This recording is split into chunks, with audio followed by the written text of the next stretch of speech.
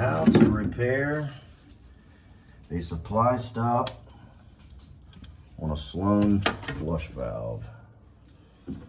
First thing you got to do is shut your main water supply off.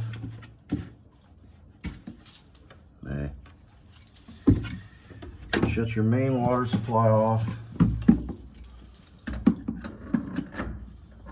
I recommend using some smooth jaw pliers or finishing pliers, but I don't have any.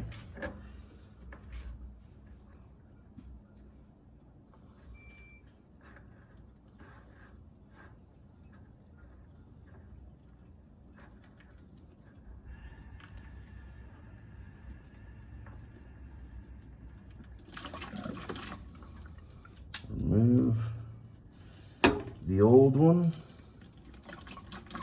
rubber stop.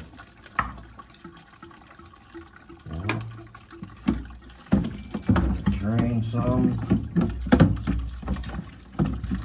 If you're lucky enough to find a small trash can, like me, lucky you.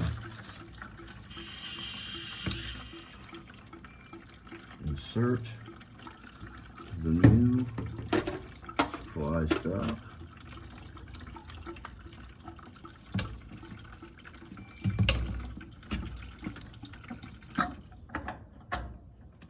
Some people use Teflon tape around the threads. I don't think you really need it because it seals pretty good.